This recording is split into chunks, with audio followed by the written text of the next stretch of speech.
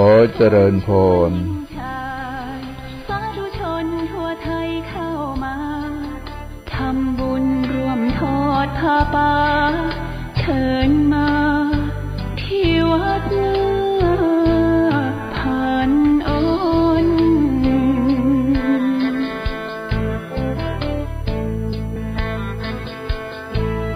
อารมณ์สามัคคีพี่น้องพระสิงห์ในแดนสถานเจริญสุขศรัทธาสาธุชนพุทธบริษัททุกท่านวัดพันอ้นขอเชิญทุกท่านรวมใจเป็นหนึ่งเดียวเพื่อทำบุญทอดพระป่าสามัคคีร่วมกันสร้างพุทธมณฑลจังหวัดเชียงใหม่ตั้งอยู่ที่บ้านโทกเสือตำบลดอยหล่ออำเภอดอยหล่อจังหวัดเชียงใหม่ในเนื้อที่190 ไร่กำหนดทอดพระป่าสามัคคีในวันพุธที่12 มิถุนายน 2567 เวลา 14 นาฬิกาณศาลาอเนกประสงค์อมรธรรมทัศน์ศรัทธาอุปถัมภ์โดยวัดพันอ้นรับเป็นเจ้าภาพสร้างอาคาร2 หลังคือ 1. อาคารสำนักงานพุทธมณฑลจังหวัดเชียงใหม่ขนาดกว้าง12 เมตรยาว16 เมตร 2. อาคารหอประชุมคณะสงฆ์จังหวัดเชียงใหม่ขนาดกว้าง12 เมตรยาว28 เมตรใช้งบในการก่อสร้างจำนวน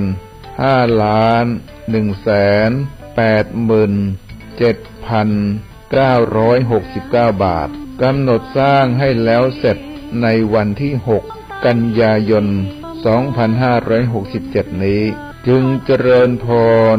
ขอเชิญศรัทธาสาธุชนทุกท่านร่วมกันทำบุญคนละเล็กคนละน้อยเพื่อให้อาคารทั้ง2 หลังนี้แล้วเสร็จตามเวลาที่กำหนดขออนุโมทนาสาธุการในกุศลเจตนาของทุกท่านไว้ในโอกาสนี้ขอเจริญพร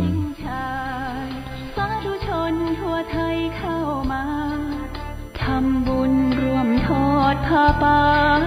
เชิญมาที่วัดเนื้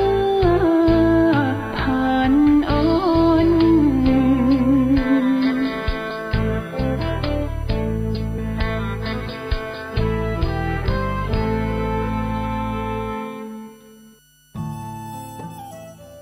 ท่านกำลังติดตามรับฟังสถานีวิทยุกระจายเสียงพระพุทธศาสนาแห่งชาติและสังคมคลื่นเพื่อการศึกษาพระพุทธศาสนาและวัฒนธรรมระบบ FM 104.5 เมกะเฮิรตซ์รายการต่อไปเป็นรายการคดีโลกคดีธรรม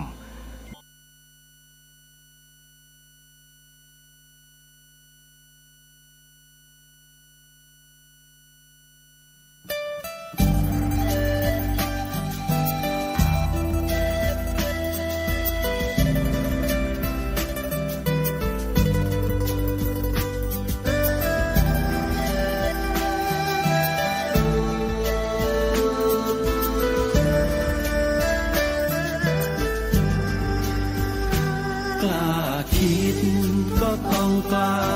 ทำอย่ากลัวถ้าทำความดีเร่งศึกษาปัญหาให้ทันท่วงทีเมืองไทยจะพัฒนากว่านี้รายการดีคดีโลกคดีธรรมขอรำพันบรรยายความคิดเครื่องหมายแห่งสีทั้ง3งามถนัดขาวคือบริสุทธิ์สีสวัสดิ์หมายพระไตรรัตน์และธรรมะคุ้มจิตไทยแดงคือ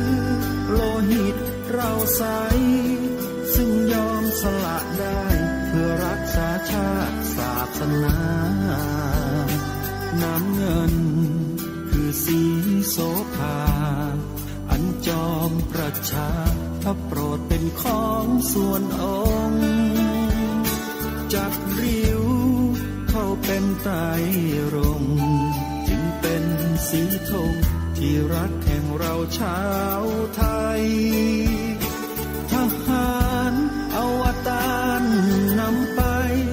ยงยุทธวิชัยวิชิตก็ชูเกียรติสยามประเทศไทยที่เจริญมั่นคงมาได้จนถึงทุกวันนี้มิได้เกิดขึ้นจากความหวาดกลัวอย่างคลาดเขลาแต่บรรพบุรุษไทยของเราทุกยุคทุกสมัยล้วนแต่มีความกล้าหาญและชาญฉลาดปกป้องเอกราชสร้างชาติให้เกิดความมั่นคงโดยมีธงแห่งพระไตรรัตน์เป็นเครื่องนำชัยจึงเป็นที่มาที่ไปของรายการคดีโลกคดีธรรมกล้าคิดก็ต้องกล้าทำอย่ากลัวถ้าทำความดีเร่งศึกษาปัญหาให้ทันท่วงทีเมืองไทยจะพัฒนากว่านี้รายการดีๆคดีโลกคดีธรรมรายการดีๆคดีโลกคดีธรรม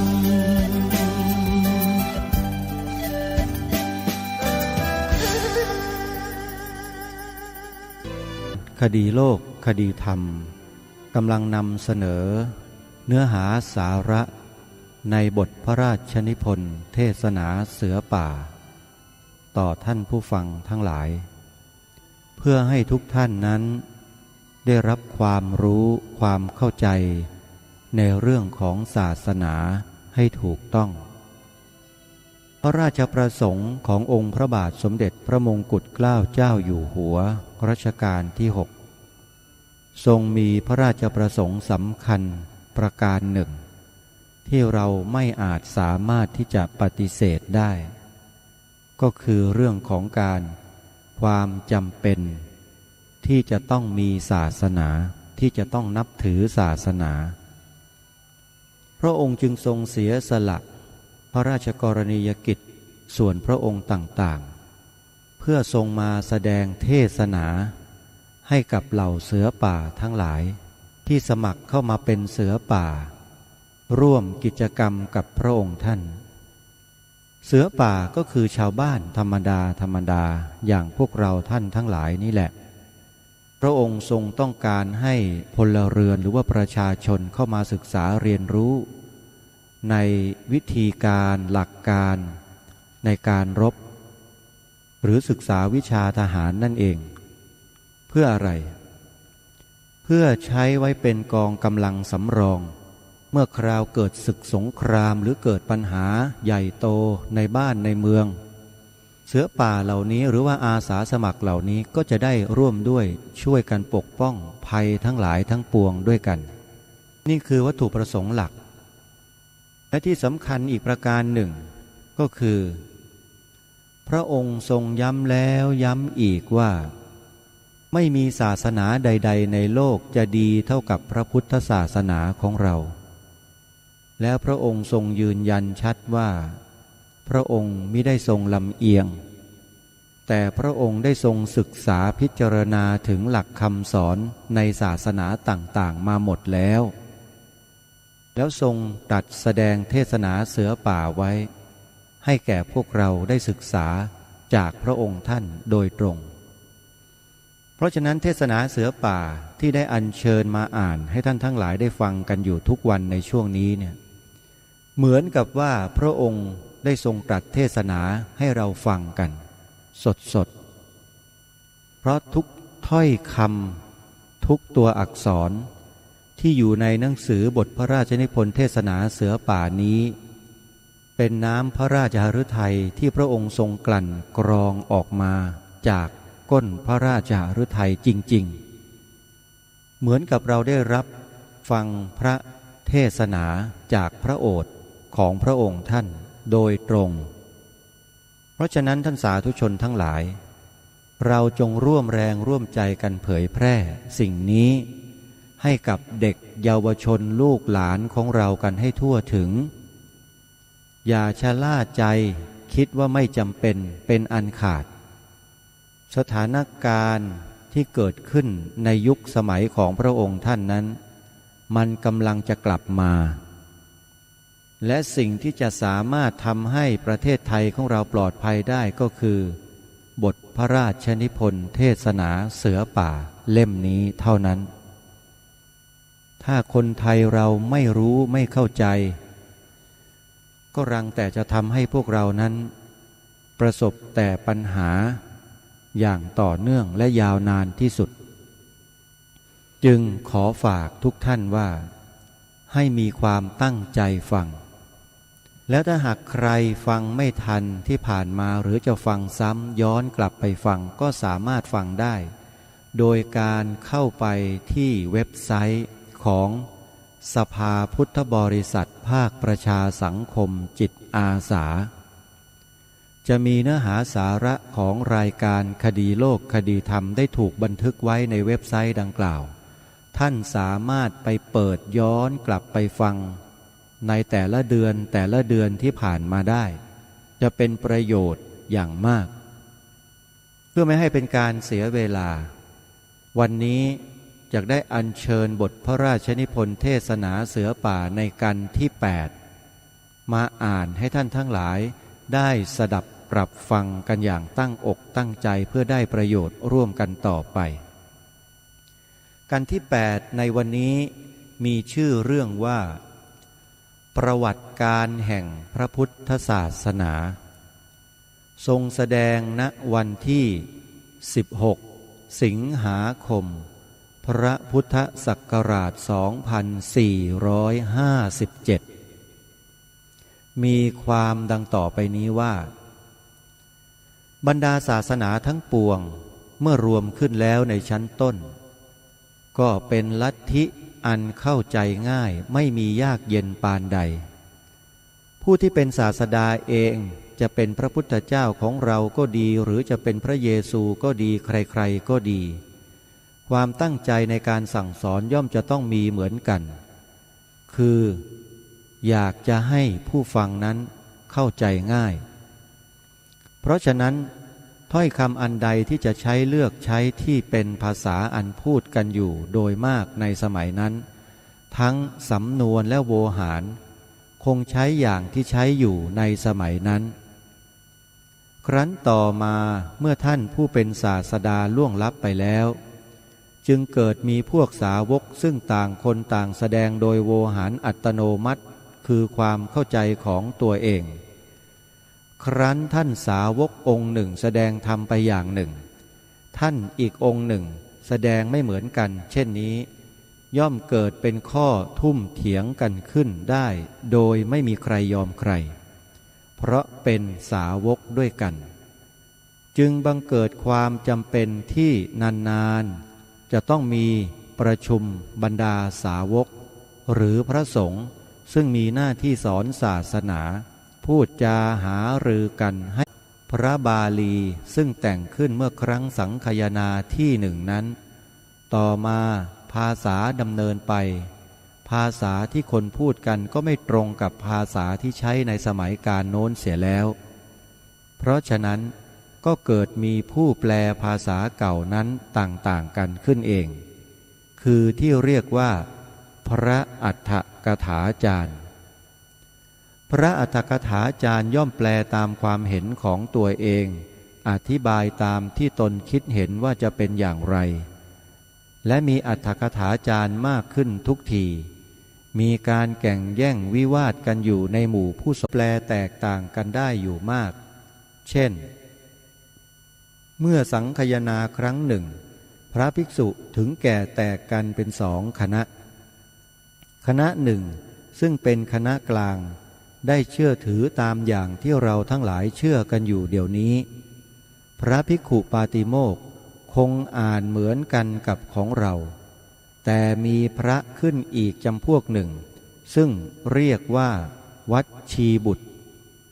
วัชชีบุตรเหล่านี้มีความเห็นแตกต่างในส่วนพระวินัยบัญญัติเป็นต้นคำว่าวิการ ถือว่าควรมุ่งเอาอัฏฐังคเตสุริเยพระอาทิตย์อัสดงคตแล้วนั้นแหละเป็นเวลาวิกาลคือตั้งแต่ย่ำค่ำไปแต่ข้างฝ่ายนิกายกลางเห็นว่าต้องถือเอาตั้งแต่เที่ยงแล้วตะวันบ่ายเป็นวิกาลจึงกำหนดว่าพระสงฆ์จะกินข้าวได้แต่เฉพาะตั้งแต่พระอาทิตย์อุทัยจนถึงเที่ยงเท่านั้นแต่ส่วนการลาจากวัดเป็นต้นยังคงถือวิกาลตามเดิมคือถือพระอาทิตย์ตกแล้วจึงห้ามไม่ให้ไปจากวัดโดยไม่ลาฝ่ายข้างวัดชีบุตรถือว่าวิกาลต้องนับว่าเวลาพระอาทิตย์ตกทั้งสองอย่างเพราะฉะนั้นถึงเวลาบ่ายคล้อยแล้วถึงบ่าย4 โมงก็ยังกินข้าวได้โดยไม่ผิดดังนี้ยกเป็นตัวอย่างยังมีข้ออื่นๆอีกหลายข้อซึ่งแท้จริงไม่ใช่หน้าที่ของเราทั้งหลายที่จะต้องรู้แต่หากถ้าใครอยากทราบต่อไปก็พอจะขวนขวายค้นหาเองได้แต่ในที่นี้ยกมากล่าวเพื่อให้แลเห็นว่าแท้จริงเกิดจากความเข้าใจคนละอย่างในเรื่องเล็กน้อยเช่นนี้จึงเกิดมีพระแตกไปเป็น2 จำพวกหนึ่งคือพวกวัชชีบุตรได้ขึ้นไปสั่งสอนศาสนาทางทิศเหนือและตะวันออกจึงผ่านเข้าไปในแดนทิเบตและเมืองจีนและแดนญี่ปุ่นลงมาถึงเมืองยวนเป็นต้นคงอยู่จนการบัดนี้ฝ่ายพวกนิกายกลางแผ่พระศาสนาลงมาทางใต้ที่เมืองลังกาและมาในประจันตประเทศหรือสุวรรณภูมิกล่าวคือเมืองนครปฐมนี้เองที่เมืองสุวรรณภูมิให้นามว่าพระปฐมเจดีย์ข้างฝ่ายวัชชีบุตรเขาคงใช้บาลีเป็นภาษาสันสกฤตตามเดิมข้างฝ่ายนิกายกลางและใต้เปลี่ยนแปลงใช้บาลีเป็นภาษามคธเพื่อสะดวกแก่ชาวใต้ซึ่งโดยมากรู้ภาษามคธและพูดภาษามคธเมื่อภาษาแตกต่างกันไปเช่นนี้กลับยิ่งมีข้อทุ่มเถียงกันมากขึ้นเพราะบางทีข้อหนึ่งที่พูดได้แจ่มแจ้งในภาษาสันสกฤตพูดไม่ได้แจ่มแจ้งในภาษามคธฝ่ายที่เขาคงถือบาลีสันสกฤตอยู่นั้นเขากล่าวว่าของเขาได้พระศาสนาแท้จริงไว้ดีกว่าเขาจึงเรียกนิกายของเขาว่ามหายานคือเป็นยานอันใหญ่ที่จะนำไปให้สำเร็จในทางพระศาสนาเขาเรียกฝ่ายนิกายกลางว่าหินนยานเป็นยานต่ำอ้างความว่าใช้ภาษามคธซึ่งเป็นภาษาบ้านนอกของภาษาสันสกฤตแต่ต่อมาต่างคนต่างเดินแยกกันไปเมื่อถึงกับใช้บาลีแตกต่างกันขึ้นเช่นนี้แล้วไม่มีหนทางที่จะลงกันได้ข้างพระทิเบตพระจีนพระยวนและพระญี่ปุ่นเขาใช้ภาษาสันสกฤตอยู่แท้จริงมานานแต่ต่อมารู้สึกว่าภาษาสันสกฤตเป็นภาษาที่ยากพูดได้ลำบากเขาจึงคิดใช้ภาษาพื้นเมืองนั้นแท้จึงเกิดเป็นธรรมเนียมชาวทิเบตสวดมนต์ภาษาทิเบตชาวจีนสวดมนต์ภาษาจีนยวนสวดภาษายวนญี่ปุ่นสวดภาษาญี่ปุ่นดังเราทั้งหลายก็แลเห็นกันอยู่แล้วเช่นพระยวนทำกงเต็กสวดภาษายวนแต่สันสกฤตของเขาหาได้ทิ้งไม่คงเขียนเป็นมนต์ลงไว้ในกระบอกแล้วเอากระบอกนั้นปักไว้ถ้าใครอยากจะได้บุญมากกว่าแต่ภาษาพื้นเมืองไม่พอจะว่าภาษาสันสกฤตก็ว่าไม่เป็นจึงเอามือไปหมุนกระบอกนั้นให้หันไปนับว่าได้บุญพอแล้วนี่แหละเห็นได้ว่าในชั้นต้นจะเป็นมหายานก็ดีหินยานก็ดีความตั้งใจเหมือนกันหมดคือตั้งใจที่จะถือให้ดีที่สุดแต่เมื่อต่อมาห่างไกลจากสมัยการเดิมการถือเสื่อมลงจ นเหลือแต่พิธีเป็นพื้นจนลงถึงเอามือปั่นกระบอกอย่างนี้ก็นับว่าสวดมนต์อย่างหนึ่งและเดี๋ยวนี้ยิ่งไปกว่านั้นคือเอากระบอกนั้นแหละผูกไว้ที่กระแสน้ำให้น้ำไหลพัดกระบอกมนต์หมุนไปเท่านั้นก็ได้บุญและในที่สุดมีเครื่องยนต์ไฟฟ้าสำหรับทำให้กระบอกมนต์นั้นหมุนเจ้าของเครื่องยนต์ก็ได้บุญไปด้วยข้อนี้นึกดูก็น่าหัวเราะแต่เราจะหัวเราะก็ไม่ได้เพราะของเราก็มีเหมือนกันเราเขียนมนต์ใส่ธงจระเข้ปักไว้ตามวัดตามบ้านลมพัดยายแก่ของเราก็ว่าได้บุญหรือเราเขียนพระบทไว้ตามศาลายายแก่ของเราก็ว่าได้บุญเพราะฉะนั้นการเหล่านี้เนื่องด้วยความเชื่อผิดความหลงและถ้าจะว่าไปแล้วบางทีพูดจะแรงไปหน่อยแต่ที่จริงความผิดตกอยู่ที่พระคือพระควรจะรู้ว่าความประพฤติเช่นนี้ผิดด้วยพระบรมพุทโธวาทความประพฤติเช่นนี้เป็นของไม่ตรงกับพระบรมพุทโธวาทแต่พระไม่พูดไม่ว่าเพราะถ้าจะว่าเขาจะไม่ให้ข้าวกินธรรมเนียมพระจะอยู่ได้ก็โดยบิณฑบาตจากชาวบ้านถ้าพูดไปวุ่นวายเช่นนั้นเขาไม่ให้ข้าวกินก็อดเหตุนี้พระในเมืองจีนเมืองญี่ปุ่นเมืองยวนซึ่งรัฐบาลเขาไม่ได้บำรุงพระพุทธศาสนาจึงเหลวไหลกว่าพระในเมืองเราซึ่งได้รับความทำนุบำรุงพอสมควรไม่สู้จำเป็นจะต้องกลัวอดมากนักส่วนในเมืองเราเป็นตัวอย่างที่แลเห็นได้เหมือนกันว่าการละทิ้งปล่อยลอยๆในเรื่องถือศาสนาไม่ค่อยถือเคร่งกันเพราะเมื่อบวชเข้าแล้วรู้สึกว่าตัวหากินง่ายถึงอย่างไรเดินถือบาตรไปหน่อยเขาก็ให้ข้าวกินนอนอยู่วัดเฉยๆก็ไม่อดตายการที่จะสั่งสอนให้คนเข้าใจในศาสนาไม่เป็นความจำเป็นอันใดเพราะถึงสอนก็ได้กินไม่สอนก็ได้กินนั่งอยู่เฉยๆหากินได้แล้วทำไมจะต้องไปนั่งสั่งสอนให้เปลืองเวลาจึงคอยแต่รับนิมนต์ไปบ้านสวดมนต์สัมพุทเทอิติปิโสภควา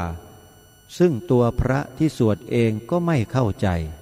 เทศก็เลือกเอาแต่หนังสือที่คนเก่าๆเขาแต่งเอาไว้ไปอ่านผู้ฟังจะเข้าใจหรือไม่เข้าใจก็ไม่รู้แท้ที่จริงท่านทั้งหลายที่นั่งอยู่ที่นี้ได้เคยฟังเทศที่พระแสดงมาหลายหนข้าพเจ้าขอถามตามความจริงท่านทั้งหลายเข้าใจเทศของพระนั้นดีเท่าที่ข้าพเจ้าเทศหรือเชื่อว่าโดยมากคงจะต้องบอกว่าไม่เข้าใจเลยเพราะเหตุใดเพราะพระไม่ได้พูดภาษาซึ่งเราทั้งหลายพูดเดี๋ยวนี้พระพูดภาษาซึ่งคนไทยเราพูดมาเมื่อ700 ปีล่วงมาแล้วภาษาเดิมเป็นอันมากถึงโวหารและสำนวนวิธียกอุทาหรณ์ก็เปลี่ยนแปลงมนุษย์อื่นๆในเมืองไทยทุกจำพวกเปลี่ยนภาษาของตัวมาแล้วยังมีพระจำพวกเดียวคงพูดภาษาที่ใช้เมื่อ700 ปีมาแล้วเท่ากับไม่ได้พูดภาษาไทยข้อนี้จึงทำให้เกิดความเบื่อหน่ายเพราะในเมื่อคนทั้งหลายฟังพระเทศรู้สึกว่าเหมือนไปนั่งฟังคนพูดภาษาฝรั่งหรือภาษาแขกซึ่งเราไม่เข้าใจเลยจะได้ผลประโยชน์อะไรหาประโยชน์ไม่ได้ส่วนพระเองเพราะความรู้ไม่มีจริงจึงต้องเอาหนังสือที่เขาแต่งไว้เก่าๆมาอ่านเพราะจะแต่งขึ้นใหม่ตนเองก็ไม่รู้จริงแม้มหาปรริญญาของเราก็เรียนได้ประโยค8ประโยค9ก็รู้เท่าที่มีอยู่ที่ธรรมบทและทีปณี2 คัมภีร์เท่านั้นความรู้จึงไม่ได้ลึกซึ้งอันใดการเรียนหนังสือเป็นแต่อวดกันว่ารู้ไวยากรณ์รู้ศัพท์ส่วนเรื่องแม้ประวัติของพระศาสดาของเราก็ไม่ปรารถนาเรียนแม้ธรรมะอะไรที่อยู่นอกธรรมบทนอกทีปณีก็ไม่ปรารถนาคิดถึงไม่ได้พยายามอะไรทั้งหมดการเป็นอยู่เช่นนี้หลายร้อยปีมาแล้วในที่สุดลืมกันเข้าทุกทีแม้พระวินัยบัญญัติก็ไม่ต้องเรียน ปาติโมกข์ก็สวดกันไปเป็นภาษามคธไม่มีใครต้องเข้าใจไม่มีใครต้องพยายามรู้ว่าพระปาติโมกข์มีข้ออะไรบ้างมุ่งอะไรบ้างเมื่อทำผิดวินัยบัญญัติลงไปแล้วมีกำหนดว่าให้ปลงอาบัติการปลงอาบัติก็เป็นพิธีกันทั้งหมด15 วันก็ลงไปพร้อมกันปลงอาบัติกันเสียทีไม่ว่าข้ออะไรรวมกันเข้าไปพูดสัมภหุลาคราวเดียวปลงเสร็จหมดจนตลกลิเกมันเอาไปล้อเล่นแล้วคือมันไปนั่งกับเสาบ้างอะไรบ้างมันพูดว่าเถาก้วยบ้างอะไรบ้างแล้วปลงอาบัติได้เป็นที่น่าอายที่สุดการเป็นอยู่เช่นนี้พระบาทสมเด็จพระจอมเกล้าเจ้าอยู่หัวทอดพระเนตรเห็นว่าถ้าขืนปล่อยให้เป็นไปตามที่กล่าวแล้วในไม่ช้าพระศาสนาของเราจะเสื่อมทรามไม่มีทางแก้ได้จึงทรงตั้งธรรมยุตติกนิกายขึ้นถึงใครจะว่าอย่างไรก็ตามแต่การที่ทรงตั้งธรรมยุตติกนิกายเช่นนี้นับว่าทรงทำประโยชน์ให้แก่พระพุทธศาสนาหาที่เปรียบได้โดยยากเพราะทรงสั่งสอนให้พระสงฆ์ต้องพยายามรู้ข้อปฏิบัติที่ดีงามอย่างน้อยให้รู้จักถือตามพระวินัยบัญญัติโดยเคร่งครัดต้องพยายามเรียนพระธรรมวินัยโดยความเข้าใจเช่นนี้นับว่าเป็นประโยชน์มากมายเท่ากับได้ของต่ออายุพระศาสนาแม้แต่เท่านี้ก็แลเห็นแล้วคือพระบาทสมเด็จพระจอมเกล้าเจ้าอยู่หัวเสด็จสวรรคตไปก็ไม่กี่ปีสาวกของพระองค์ท่านคือพวกธรรมยุทธ์ความคิดแคบลงไปเพียงเท่าใด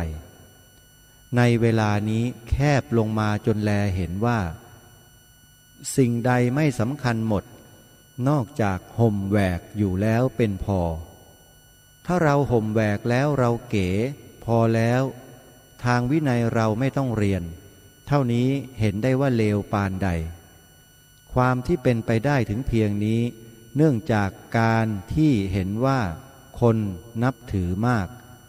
นับถือว่าดีหมดทุกอย่างถือว่าคนเชื่อถือนิยมแล้วจะประพฤติดีจริงหรือไม่ดีจริงเขาก็นิยมความคิดเช่นนี้เป็นอันตั้งอยู่ในความประมาทใช่แต่เท่านั้นความประพฤติของพระธรรมยุทธ์บางพวกประพฤติที่เป็นหนทางซึ่งอาจจะเกิดความเสียหายแก่พระพุทธศาสนาคือพูดโดยตรงๆดูถูกพระมหานิกายว่าไม่ใช่พระดังนี้เป็นต้นแท้จริงพระมหานิกายตั้งแต่เขารู้สึกว่าพระธรรมยุทธ์พยายามมาดีอย่างไรแล้วจนได้รับความนิยมเชื่อถือของคนทั้งหลายอย่างไรแล้วฝ่ายมหานิกายได้ตั้งใจบำเพ็ญเล่าเรียนศึกษาธรรมวินัยจนในเวลานี้เกิดมีพระมหานิกายขึ้นจำพวกหนึ่งซึ่งถือจริงความรู้มีไม่ผิดกับธรรมยุทธ์ปฏิบัติไม่ผิดกับธรรมยุทธ์เลยยังผิดกันอยู่แต่ห่มคลุมเท่านั้นเรื่องนี้ข้าพเจ้าเองผู้บวชเป็นธรรมยุทธ์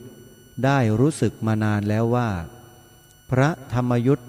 ถ้ามัวงมมัวเชื่อตัวหลงไปว่าห่มแหวกแล้วพอแล้วคนเขาจะนับถือในไม่ช้าปานใดคงจะลงตีต๊อกตีแป๋งเป็นพระหยวนเพราะเรียนไม่ต้องเรียนรู้เองเสียหมดแล้วใครในหมู่ธรรมยุทธ์ที่นับถือเป็นครูบาอาจารย์พูดอะไรลูกศิษย์พูดตามกันหมดครูบาอาจารย์หลงบ้างอะไรบ้างตามทีเถอะฝ่ายมหานิกายเขารู้สึกว่าคนทั้งหลายนิยมธรรมยุทธ์มากเขาเองได้เสียเปรียบอยู่จึงได้ขมักเขม้นพยายามขึ้นเขาจะกลับดีขึ้นในไม่ช้าจะข้ามหน้าธรรมยุทธ์ไปข้อนี้สมเด็จพระมหาสมณะเจ้าเข้าพระทัยดีจึงทรงพยายามอยู่เสมอที่จะทรงตักเตือนว่าพระธรรมยุทธ์ก็ดีพระมหานิกายก็ดีควรถืออยู่ว่าเราเป็นข้าพระพุทธเจ้าด้วยกันส่วนนามของคณะเราจะเรียกว่าอะไรไม่สำคัญข้อสำคัญมีอยู่อย่างเดียวว่า เราต้องพร้อมใจกันจงรักภักดีต่อพระพุทธเจ้าต้องพยายามปฏิบัติตามคำที่พระพุทธเจ้าทรงสั่งสอนนั้นอย่างดีที่สุดที่เราจะพึงปฏิบัติได้อีกอย่างหนึ่งเป็นข้อสำคัญจะเป็นธรรมยุทธ์ก็ดีจะเป็นมหานิกายก็ดีย่อมเป็นพระไทยด้วยกันหมดถ้าพระไทยเราแตกกันแล้วจะเป็นข้อเสื่อมเสียไม่เฉพาะแก่ชาติไทยเราทั้งจะเป็นเครื่องทำลายพระพุทธศาสนาเพราะเหตุใดต้องเข้าใจว่าพระพุทธศาสนาในเวลานี้ไม่มีแห่งใดในโลกที่จะถือจริงรู้จริงเท่าในเมืองไทยเราเมืองไทยเราเปรียบเหมือนป้อมอันใหญ่ซึ่งเป็นแนวที่สุดของพระพุทธศาสนาแนวที่หนึ่งแนวที่สองร่อยหรอเต็มทีแล้วยังแต่แนวที่สามและแนวที่สุดคือเมืองไทยเมื่อเรารู้สึกว่ามีหน้าที่สำคัญจะต้องยึดแนวที่สุดเราทั้งหลายจะต้องรู้สึกพร้อมใจกันว่าเราจะต้องรู้สึกภาคภูมิในใจของเราเหมือนหนึ่งทหารที่ได้รับมอบให้รักษาหน้าที่สำคัญเมื่อเป็นแนวที่สุดเช่นนี้ข้าศึกตีพ้นแนวไปได้แล้วเป็นหมดเราทั้งหลายเป็นผู้รักษาแนวนี้ถ้าเราไม่ตั้งใจรักษาจริงๆแล้วถ้ามีอันตรายอย่างใดมาถึงพระพุทธศาสนาเราทั้งหลายจะเป็นผู้ที่ได้รับความอับอายด้วยกันเป็นอันมากเหตุฉะนี้เป็นหน้าที่ของเราที่เป็นทหารที่เป็นเสือป่าจะต้องตั้งใจที่จะรักษาความมั่นคงของพระพุทธศาสนาในกรุงสยามอย่าให้มีอันตรายมาถึงได้อันตรายที่จะมีมาถึงนี้ไม่ใช่จะมีแต่เฉพาะที่เดินมาตรงหน้าถ้าจะระวังแต่เฉพาะอันตรายที่จะเดินมาตรงหน้าบางทีไม่ทันรู้ตัวอันตรายนั้นก็จะมาถึงเสียแล้วเปรียบเหมือนต่างว่าเรายึดป้อมอยู่แต่เราจะไม่ส่งกองลาดตระเวนหรือผู้สืบข่าวออกไปคอยติดต่อกับข้าศึกและมีหนำซ้ำคนในป้อมก็นอนหลับกันเสียหมดเพราะเห็นว่าข้าศึกยังไม่มาเมื่อข้าศึกมาเข้าแล้วจะลุกขึ้นจับปืนทันหรือเพราะฉะนั้นหน้าที่ของเราทั้งหลายก็ต้องทำเหมือนอย่างคนรักษาป้อมคือต้องไม่ประมาทต้องคอยระวังคอยดูหนทางที่ข้าศึกจะคิดเข้าตีป้อมเราต้องคอยจับคนลักลอบสอดแนมของข้าศึกต้องคอยจับพวกข้าศึกซึ่งส่งเข้ามาปลอมพลดังนี้ฉันใดผู้ที่คนอื่นเขาส่งเข้ามาปลอมแปลงเพื่อทำลายพระพุทธศาสนาเราทั้งหลายต้องคอยระวังรู้เท่าไว้จึงจะควรการปลอมแปลงเข้ามาเช่นนี้ได้มีมาเป็นแบบธรรมเนียมตั้งแต่ครั้งพุทธกาลเคยมีผู้ปลอมเข้ามาโดยหวังทำลายพระพุทธศาสนาหลายครั้งเพราะฉะนั้นข้าพเจ้าจึงขอตักเตือนท่านทั้งหลายว่าข้อที่พูดกันเรื่องศาสนาเป็นข้อที่ควรระวังเมื่อมีใครเป่าหูเรื่องศาสนาควรฟังหูไว้หูดีกว่าศาสนาของเราเวลานี้ข้าพเจ้าขอกล่าวซ้ำอีกว่ามั่นคงจะอยู่แต่ในเมืองไทยเท่านั้นจึงเป็นหน้าที่ของเราทั้งหลายที่เป็นเชื้อชาตินักรบต้องรักษาพระศาสนาอันนี้ให้คงอยู่ในเมืองไทยอีกต่อไปต้องรักษาไว้เพื่อให้เป็นมรดกแก่ลูกหลานของเราทั้งหลายให้เขารักษากันต่อไปยั่งยืนเป็นเกียรติยศแก่ชาติของเราชั่วกัลปวสาน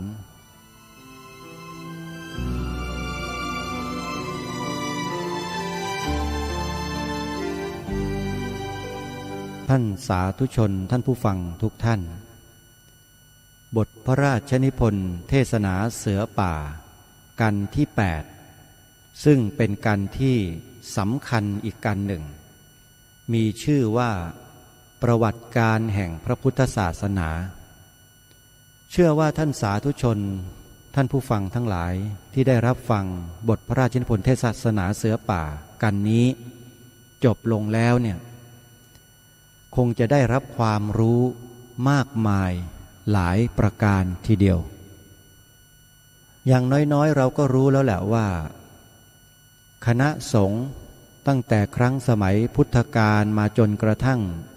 หลังจากที่พระพุทธองค์ทรงเสด็จสดับขันดับขันธปรินิพพานไปแล้วเนี่ยคณะสงฆ์ได้แตกกันออกเป็นสองนิกายใหญ่ๆฝ่ายวัดชีบุตรขึ้นไปทางเหนือตีโอบเข้ามาทางประเทศจีนลงมาญี่ปุ่นเวียดนามเผยแพร่ลัทธิของตนเองซึ่งได้ถือปฏิบัติตามแบบครูบาอาจารย์ที่ได้แยกตัวออกมาจากคณะเดิมฝ่ายคณะเดิมก็เผยแผ่พระศาสนาลงมาทางตอนใต้จนกระทั่งถึงสุวรรณภูมิก็คือพวกเราทั้งหลายที่รับคำสอนอยู่ทุกวันนี้และสิ่งหนึ่งที่พระองค์ทรงตักเตือนพระภิกษุสงฆ์เราก็คือในเรื่องของคณะทั้งสองคือคณะธรรมยุทธ์และคณะมหานิกายทรงตรัสชัดเจนเป็นความจริงทุกประการและสิ่งที่เกิดขึ้นนั้นน่ะมันเกิดมาจากกิเลสภายในใจที่ไม่ได้ชำแรกมันทิ้งตัวมานะตัวทิฏฐิยึดถือตัวอะไรต่างๆเหล่านี้จึงทำให้เกิดความประมาทแล้วความประมาทนี่แหละมันจะเป็นตัวทำลายความสามัคคีในหมู่คณะพระองค์ท่านได้ทรงยกตัวอย่างคำพระดำรัสของสมเด็จพระมหาสมณเจ้าขึ้นมาบอกว่าไม่ว่าจะเป็นมหานิกายหรือว่าธรรมยุทธ์ก็ดีทุกท่านทุกคนทุกองค์ทุกรูปเป็นลูกของพระพุทธเจ้าเหมือนกัน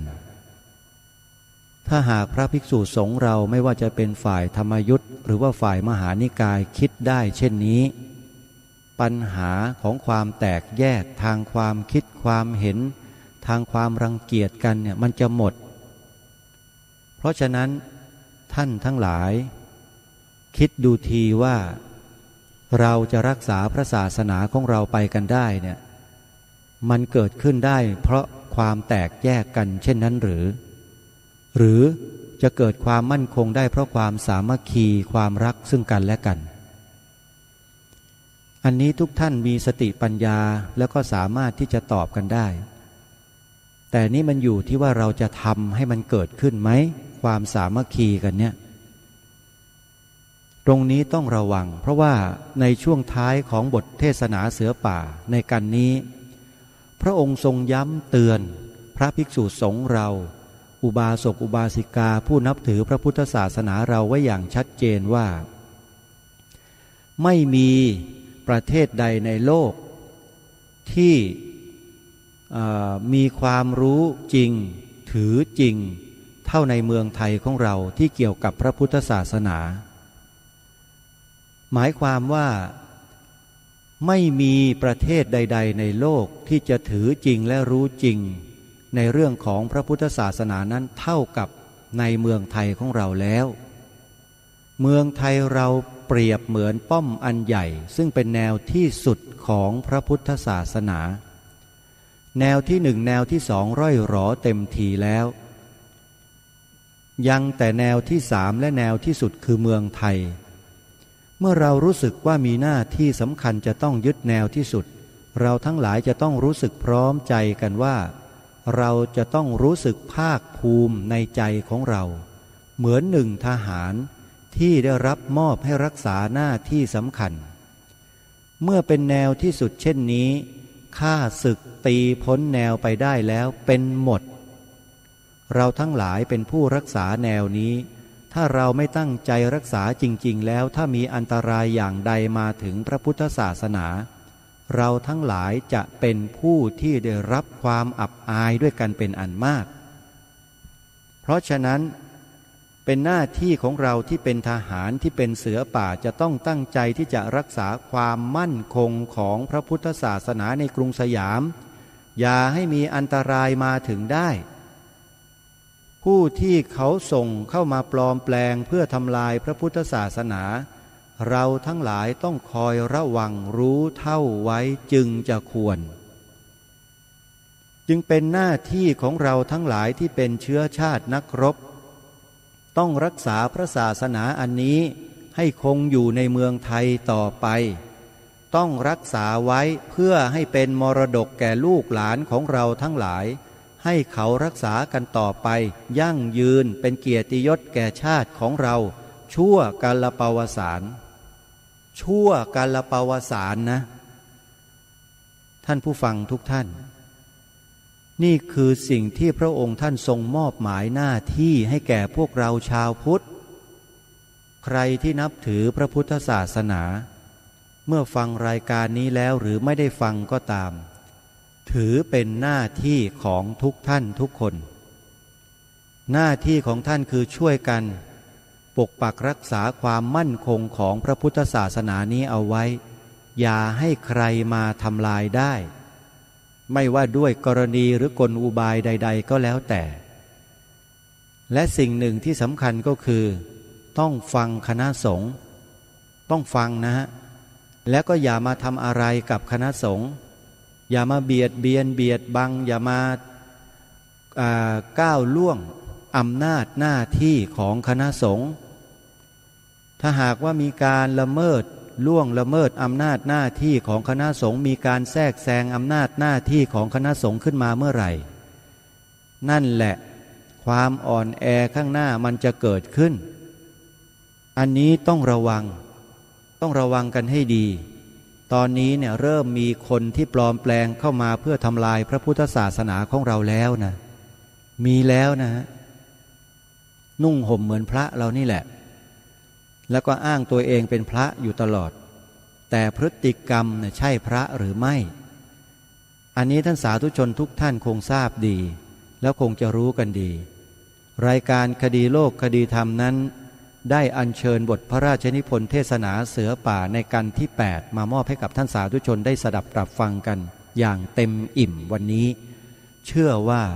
ความรู้ตรงนี้จะสามารถนำไปพัฒนาความรู้สึกนึกคิดจิตใจของแต่ละท่านให้เกิดความรู้รักสามัคคีในหมู่พี่น้องชาวพุทธของเราได้อย่างสำเร็จและเป็นประโยชน์ต่อความมั่นคงของพระพุทธศาสนาประเทศชาติบ้านเมืองเราตลอดจนถึงสถาบันพระมหากษัตริย์ของเราได้ต่อไปอย่างแน่นอนขอให้เรารู้รักสามัคคีซึ่งกันและกันเอาละท่านสาธุชนวันนี้เวลาของรายการหมดลงแล้วต้องขอสมมุติยุติไว้แต่เพียงเท่านี้ช่วงท้ายขออัญเชิญบทเพลงพระราชนิพนธ์มาเปิดให้ท่านทั้งหลายได้ฟังก่อนจบรายการเหมือนเดิมคอยติดตามรับฟังรายการคดีโลกคดีธรรมอย่างต่อเนื่องวันนี้ขอสมมุติยุติไว้แต่เพียงเท่านี้ขอความสุขสวัสดีจงมีแด่ท่านผู้ฟังทุกท่านทุกคนเทินขอเจริญพร